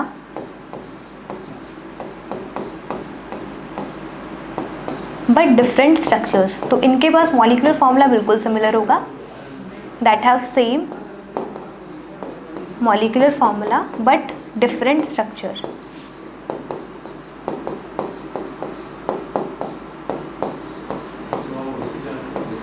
तो अब हमें चेक करना है कि क्या इन दोनों जो भी आपके दोनों कंपाउंड गिवन है उनका मॉलिक्यूलर फॉर्मूला सेम है कि नहीं. तो फर्स्ट वाले में देखते हैं. इसमें देखो 1 2 3 4 5 6, तो वी हैव C6H3, तो यहाँ पे +1 2 2 2 2 4 5 6 7 8 9 10 11 12, सो वी हैव C6H12. इस वाले में देखते हैं इसका मॉलिक्यूलर फॉर्मूला कितना होगा. 1 2 3 4 5 6, सो वी हैव C6H3 +2 5 6 7 8 9 10 11 12. ठीक है, तो मॉलिक्यूलर फॉर्मूला देखो दोनों का सिमिलर आ रहा है. It will also have 6H12 और इसका भी, बट स्ट्रक्चर दोनों के सिमिलर हैं, तो that's why they are consider to be isomer. तो फर्स्ट स्टेटमेंट क्या होगी आपकी, बिल्कुल सही. स्टेटमेंट नंबर 2 बोल रहा है क्या ये दोनों आपके पास कंपाउंड है फंक्शनल ग्रुप आइसोमर होंगे. फंक्शनल आइसोमर क्या होते हैं आपके, same molecular formula but different functional group. जैसे कि आपके पास होता है CN. ठीक है, CN आपके पास साइनो है, एक आप NC भी कर सकते हो, दैट इज आइसोसाइनेट. तो अगर CN आपका कन्वर्ट हो जाता है NC में, सो वो कंडीशन हम अप्लाई कर सकते थे फंक्शनल ग्रुप में. लेकिन यहाँ पे क्या है, NH2 है, सिर्फ आपने नाइट्रोजन की पोजीशन क्या कर दी, चेंज कर दी. तो it will not counted as a functional group isomer, क्योंकि फंक्शनल तो अभी भी आपके पास इसमें भी अमीन है और इसमें बस प्राइमरी अमीन है. इस वाले में कौन सा है, सेकेंडरी अमीन है. ठीक है, तो ये वाली स्टेटमेंट क्या होगी आपके पास, गलत. तो स्टेटमेंट फर्स्ट आपके पास क्या है, ट्रू है, but statement second is false. यानी ऑप्शन नंबर 3 जो होगा इसका आपका करेक्ट आंसर होगा. आई होप आपको ये क्वेश्चन क्लियर हुआ होगा. नेक्स्ट क्वेश्चन पे चलते हैं. Identify the inorganic sulphide that are yellow in colour. तो हम काफ़ी सारे अलग अलग हमें क्या दे रखे हैं, सल्फाइड से रखे हैं. हमें ये बताना है इनमें से कौन सा येलो कलर का है.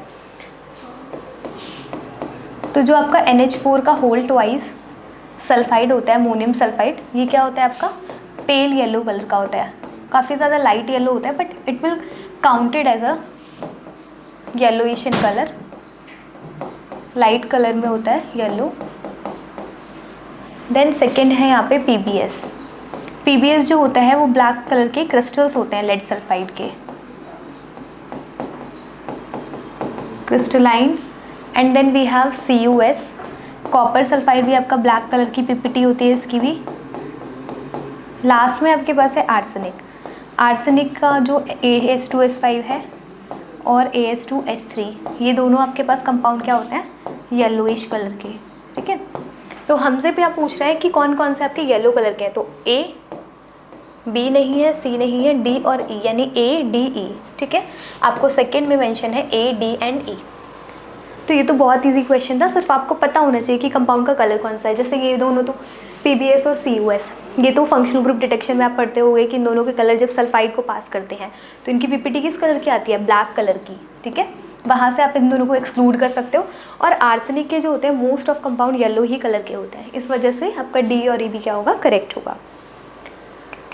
नेक्स्ट क्वेश्चन है the spin only magnetic movement of the compound with strongest oxidising agent. तो स्ट्रॉन्गेस्ट ऑक्सीडाइजिंग एजेंट इसमें से जो भी होगा, अब ऑक्सीडाइजिंग एजेंट क्या होता है, which oxidize other and reduces itself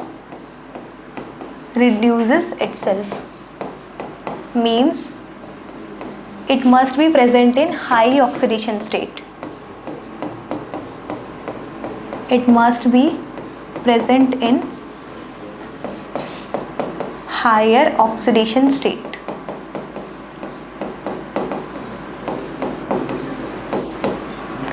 तो अगर देखो इसकी ऑक्सीडेशन स्टेट की बात करें तो +2 है, इसकी भी +2 है। मैं इसकी बात करते हैं Mn2O3 की, इट विल बी 2x - 6, तो 2x बराबर +6, x बराबर +3। ठीक है, तो इन तीनों में से सबसे ज़्यादा ऑक्सीडेशन स्टेट तो मैंगनीज की है, और हमें पता है मैंगनीज जो होता है it is also act as oxidising agent,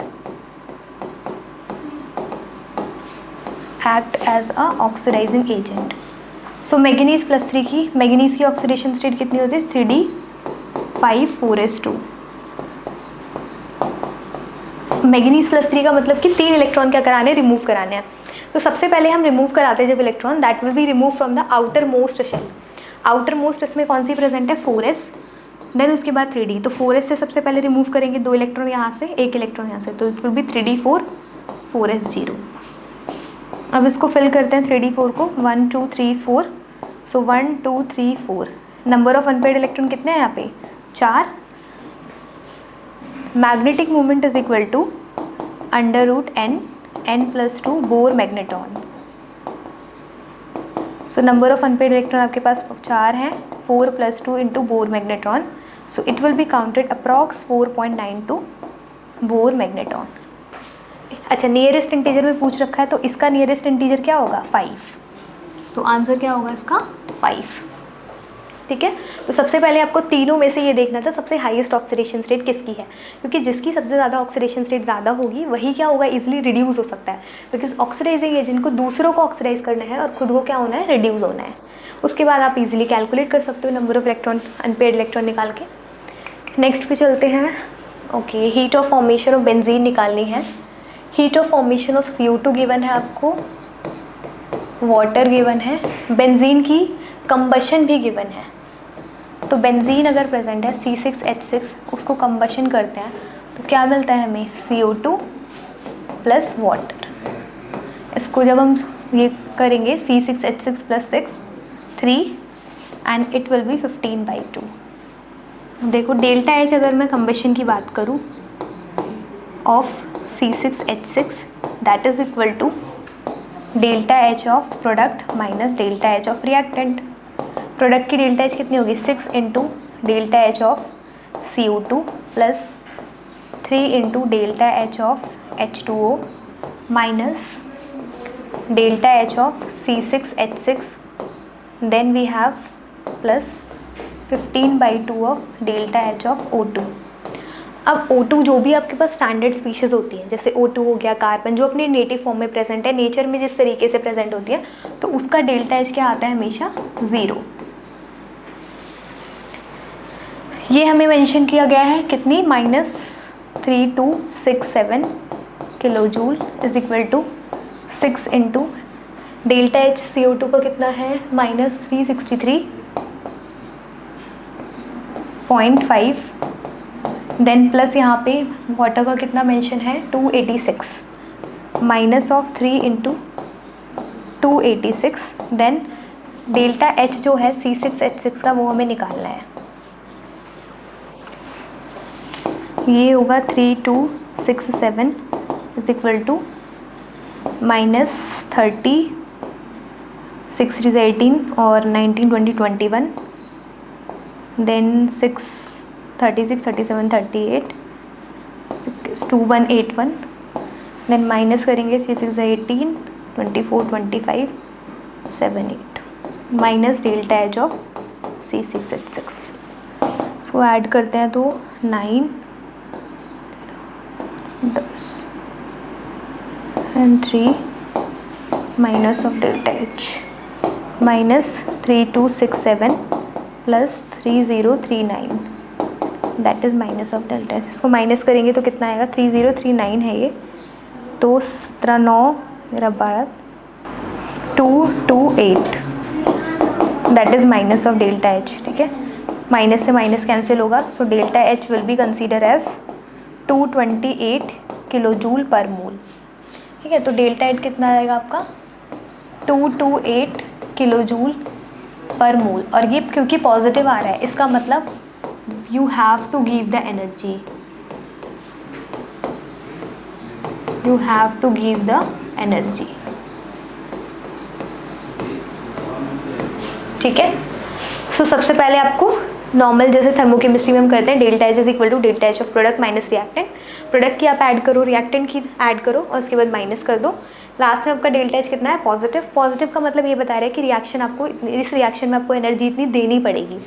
ठीक है, आई होप कि आपको क्वेश्चन क्लियर हुआ होगा।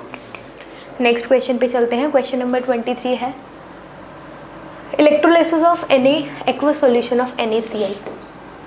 NaCl का जब हम इलेक्ट्रोलिसिस कराते हैं एक्वस सॉल्यूशन की, यानी वाटर तो प्रेजेंट हो गई, तो क्या क्या चीज़ें बनती हैं NaOH plus Cl2 plus H2। ये तीन चीज़ें, दो गैसेस होती हैं, ये आपके पास क्या होता है एक्वस। तो NaOH एक्वस बनता है प्लस Cl2 गैस बनती है प्लस H2। आपको क्या निकालना है, कितना करंट यूज़ होगा। तो सबसे पहले देखो फैराडे लॉ क्या बोलता है, यहाँ पे फैराडे लॉ लगाएंगे हम कि अमाउंट ऑफ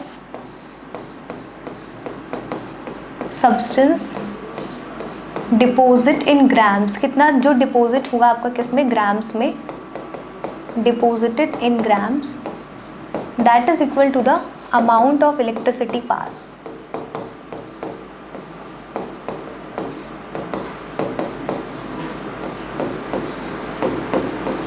ठीक है, तो अमाउंट ऑफ इलेक्ट्रिसिटी कितनी होती है, Q is equal to I into T. Charge जितना भी आपका अमाउंट ऑफ इलेक्ट्रिसिटी पास और वी कैन से चार्ज, तो यहाँ पे चार्ज होगा Q, और हमें पता है charge is equal to Q is equal to क्या होता है I into T, current into time.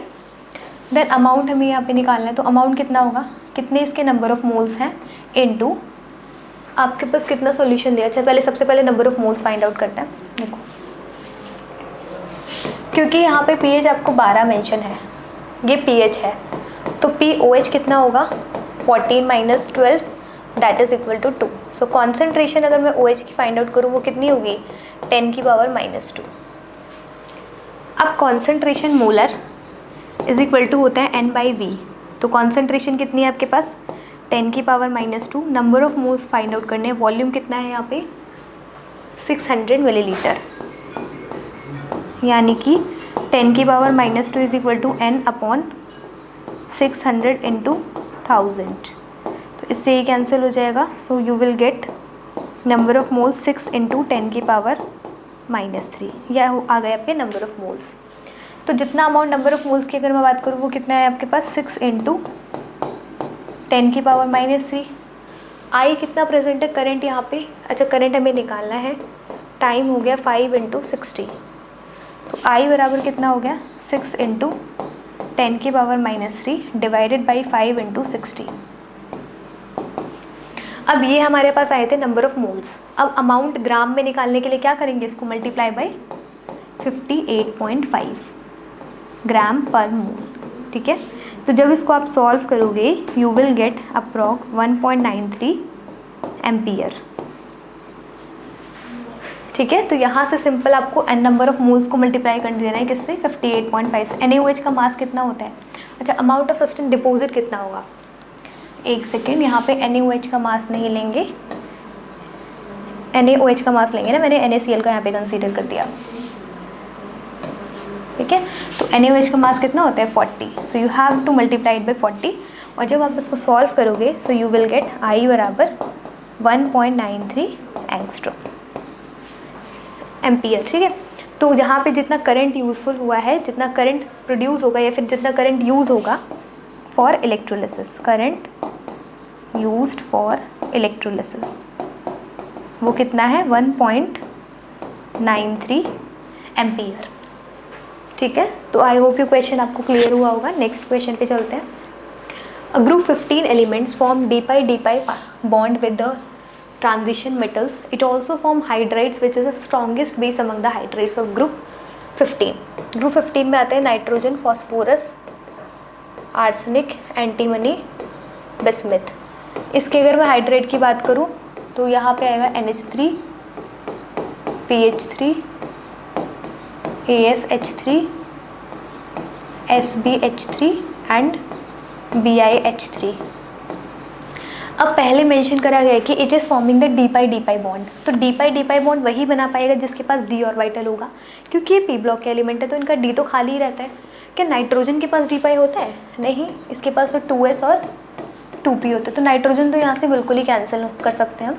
अब हम इन सब में बात करेंगे। देखो अगर मैं बेसिक नेचर की बात करूँ यहाँ पे, तो PS3 का बेसिक नेचर ज़्यादा होता है then ASH3, then SPH3, then bismuth, ठीक है। तो this is a order of basicity of hydride, order of basicity of hydrides.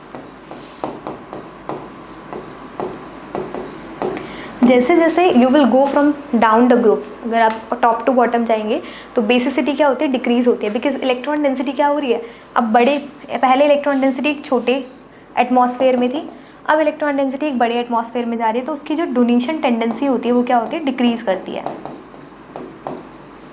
Donation tendency decreases. इसलिए सिर्फ हमारे पास इन सब में से स्ट्रॉन्गेस्ट आपके पास कौन सा हाइड्राइड है, बेसिक PH3, तो फॉस्फोरस ही ऐसा एलिमेंट होगा जो कि d pi बॉन्ड बना रहा है किसके साथ,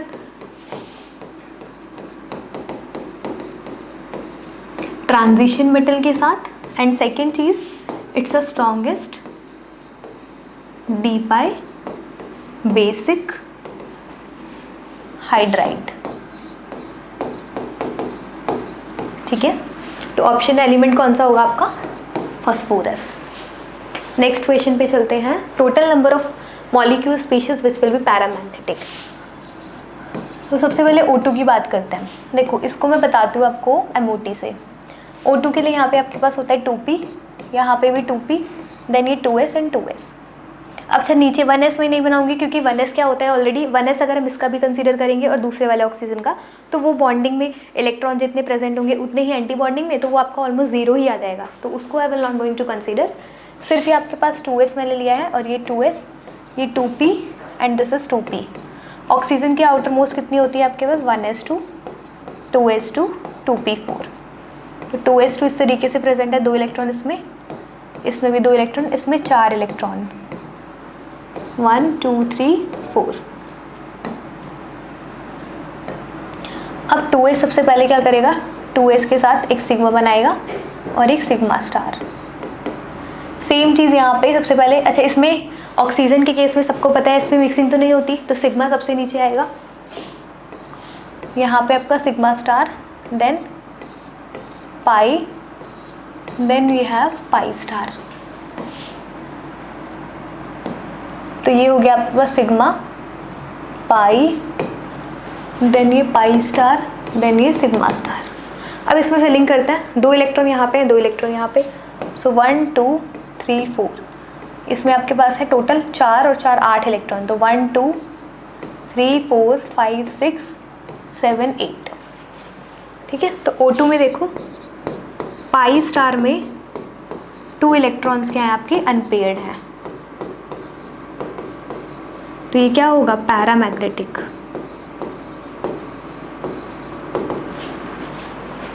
जो पैरामैग्नेटिक है मैं यहाँ पे मेंशन करती हूँ, O2 इज पैरामैग्नेटिक। अब O2 प्लस और O2 माइनस का हम इसी से कर सकते हैं।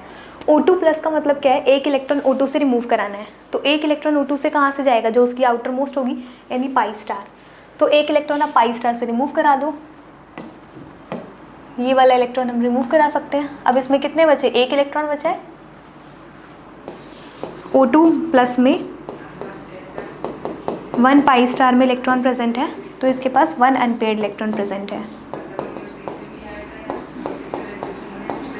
1 इलेक्ट्रॉन प्रेजेंट है, तो ये भी आपके पास क्या होगा, पैरामैग्नेटिक।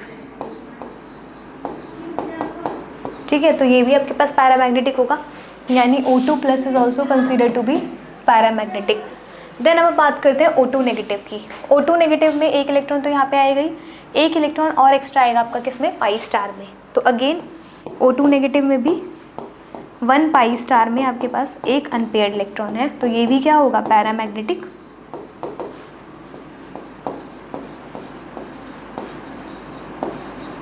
पैरामैग्नेटिक यानी कि O2 negative is also paramagnetic. अब बात करते हैं NO की। अच्छा, NO2 तो सबको पता होता है, NO2 एक ऑड इलेक्ट्रॉन स्पीशीज है, इसके पास होता है 23 इलेक्ट्रॉन्स, इस वजह से ये क्या होता है, पैरामैग्नेटिक। NO2 तो मतलब ऑड इलेक्ट्रॉन होने की वजह से किस में एग्जिस्ट करता है, मोस्टली N2O4 में। तो दो मॉलिक्यूल्स NO2 के क्या करते हैं, आपस में उनके जो एक एक इलेक्ट्रॉन जो आपके अनपेयर्ड होते हैं वो दोनों कंबाइन करके किस फॉर्म में कन्वर्ट हो जाते हैं, NO2 plus NO2 is giving N2O4। अब हम बात करते हैं NO की। NO की बात करें अगर हम, यहाँ पे हमारे पास है नाइट्रोजन, यहाँ पे ऑक्सीजन। अगेन देखो नाइट्रोजन में होती है sp मिक्सिंग, तो ये इसका 2s, ये इसका 2p, ये इसका 2s है, एंड यहाँ पे कहीं प्रेजेंट होगा इसका ये 2s और ये 2p। तो जो 2s होता है इसका काफ़ी ज़्यादा इलेक्ट्रोनेगेटिव होने की वजह से, जितना ज़्यादा एलिमेंट इलेक्ट्रोनेगेटिव उतना उसका 2s 2p जो भी होगा वो कहाँ प्रेजेंट होगा, लोअर एनर्जी पे। तो 2s इसका बिल्कुल भी पार्टिसिपेट नहीं करेगा बॉन्ड फॉर्मेशन में। अब नाइट्रोजन में होती है sp मिक्सिंग, तो यहाँ पे ये बनाएगा एक xpz और ये एक spz, 2 ऑर्बिटल्स। तो ये यहाँ पे इसके साथ क्या करेगा, कंबाइन करेगा। देन यहाँ पे फॉर्मेशन, तो इसको बोलेंगे सिग्मा बॉन्ड एंड ये सिग्मा स्टार। फिर इस वाले से हमारे पास पाई बॉन्ड बनेगा 2 एंड यहाँ पे 2। ठीक है, तो नाइट्रोजन में देखो कितने होते हैं आपके पास, 2p3 होता है, 1 2 3 एंड 2s2। इस वाले में 2s2 है, ये तो सेम एज इट इज़ रहेंगे। इधर 2p4। टोटल इलेक्ट्रॉन कितने हुए, 4 इसके, 5 6 7 8 9, 9 इलेक्ट्रॉन्स हो गए। तो 1 2 3 4 5 6 7 8 9। अब एक इलेक्ट्रॉन जो आपका पाई स्टार में प्रेजेंट है वो क्या है, एम्प्टी है। सो NO भी क्या होगा आपके पास, पैरामैग्नेटिक। ठीक है, सो NO2 is also paramagnetic, NO is also paramagnetic. अब हम बात करते हैं इन तीनों कंपाउंड की। ओके, तो अच्छा CO भी रह गया ना अपना, CO पहले CO की बात करते हैं। CO का बनाते हैं MOT। यहाँ पे आपके पास है 2p। अगेन C में भी क्या होती है, sp मिक्सिंग। ये इसका है 2s, ये इसका 2p, 2s में 2 इलेक्ट्रॉन, 2p में 4 इलेक्ट्रॉन, 1 2 3 4। तो एक तो ये प्रेजेंट है, इसके पास यहाँ पे ये दोनों आपस में क्या करेंगे, इंटरमिक्सिंग, sp मिक्सिंग। तो इट विल बी spz, एक इसका और ये इसका spz। तो इससे सबसे पहले एक बनेगा आपका सिग्मा बॉन्ड। देन इससे आपके 2 जो बच गए हैं, यहाँ पे क्या बचेगा, पाई बॉन्ड, और एक आपके पास sp यहाँ पे प्रेजेंट है। तो देखते हैं, देखो sp में आपके पास कितने इलेक्ट्रॉन होंगे, कार्बन में 1 2 3 4 इलेक्ट्रॉन इसके पास होते हैं। अच्छा 2p2 होता है, तो कार्बन में सिर्फ 2 ही इलेक्ट्रॉन होंगे ना।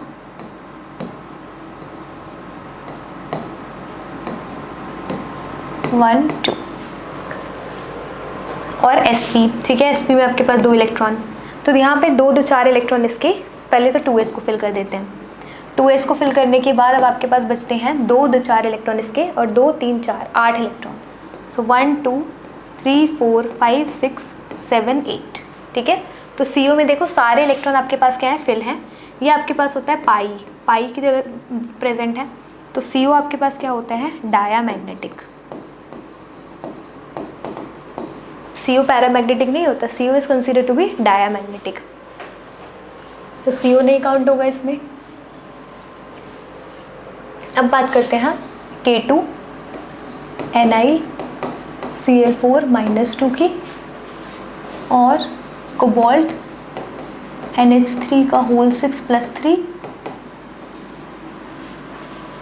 And K2 NiCl4। ओके, तो जो भी आपके कोऑर्डिनेशन से रिलेटेड इनकी बात करते हैं, NiCl4 CO NH3 का होल 6 + 3, क्योंकि Cl को जब हटाएंगे 3 Cl को तो इट विल गेट +3 चार्ज, निकल CN4 - 2। अच्छा, इस वाले में मैं अगर K को हटाऊंगी तो क्या आएगा, -2। अब इस वाले में मैंने लास्ट में मैंने पेपर डिस्कशन करा था, उसमें भी मैंने आपको बताया था कि जो निकल होता है Cl4 प्रेजेंट है, निकल किसका है आपका 3D का है। तो जो 3D के होते हैं, अगर आपका WFL लिगेंड प्रेजेंट हो तो मेनली वो क्या बनाते हैं, टेट्राहेड्रल। अगर आपके पास ये 3D का है और आपके पास SFL प्रेजेंट है तो वो क्या बनाएगा, स्क्वायर प्लेनर। तो इसकी ज्योमेट्री क्या है, टेट्राहेड्रल। यहाँ पे निकल आपका प्रेजेंट है किसमें, +2 में। नॉर्मल निकल की ज्योमेट्री होती है 3D8 4s2, 2 इलेक्ट्रॉन रिमूव करेंगे सो इट विल बी 3D8। अब टेट्राहेड्रल में किस तरीके से स्प्लिटिंग होती है, 1 2 1 2 3, this will be considered C2, this will B E। सो 1 2 3 4 5 6 7 8। ठीक है, 2 इलेक्ट्रॉन इसमें क्या हो गए आपके, अनपेयर्ड। 2 इलेक्ट्रॉन्स आपके पास प्रेजेंट है अनपेयर्ड, इसको बोला जाता है पैरामैग्नेटिक।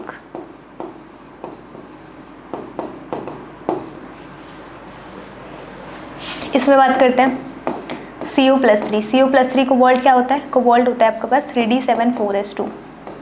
3 इलेक्ट्रॉन रिमूव कराने हैं तो 2 इलेक्ट्रॉन सबसे पहले 4s से जाएंगे, 1 इलेक्ट्रॉन आपका 3D से, सो इट विल बिकम 3D6। अब इसको भी 1 2 1 2 3, this will be considered T2G and this will B EG। सो 1 2 3 4 5 6। क्योंकि जो आपका NH3 है, जब कोबाल्ट +3 में प्रेजेंट होता है तो नाइट्रोजन तक जितने भी आपके लिगेंड्स प्रेजेंट होते हैं they will act as a SFL। तो ये SFL की तरह एक्ट करेगा, तो ये वाला क्या हो गया, डायामैग्नेटिक। अब बात करते हैं NiCl। अभी मैंने बताया ये स्क्वायर प्लेनर है। स्क्वायर प्लेनर की जो आपके पास बिटिंग होती है, सबसे ऊपर आता है dx² - y², then dz², then you have dxy, then यहाँ पे dyz एंड dZX। जो dx² - y² एंड dz² के बीच में गैप होता है, इसको बोला जाता है डेल ऑफ sp, यानी splitting energy of square planar. तो इसमें फिल करते हैं कितने इलेक्ट्रॉन्स आपके पास, x - 4 बराबर -2, यानी x बराबर +2। सो निकल +2 is equal to 3D8, 8 electron, यानी 1 2 3 4 5 6 7 8। 8 इलेक्ट्रॉन क्या हैं, सारे पेयर्ड हैं। पेयर्ड होने की वजह से it will be called as diamagnetic. ठीक है, सो ये वाला आपके पास क्या है, पैरा डाया डाया। तो NO और क्या बचा आपके पास, सिर्फ K2 NiCl4 जो है ये क्या है, पैरा है। ठीक है, तो 1 2 3 4 5 6 आपके पास यहाँ पे ऐसे एलिमेंट प्रेजेंट हैं जो क्या होंगे यहाँ पे, paramagnetic. O2 O2+ O2- and NO2 भी है, 1 2 3 4 5 और ये 6 CO, ये सारे आपके पास क्या है, डायामैग्नेटिक। ठीक है, आई होप ये क्वेश्चन आपको क्लियर हुआ होगा। Okay, so thank you so much. I hope आपको सारे क्वेश्चन क्लियर हुए होंगे। अगर आपको कोई डाउट है तो आप कमेंट सेक्शन में मैसेज ड्रॉप कर सकते हो।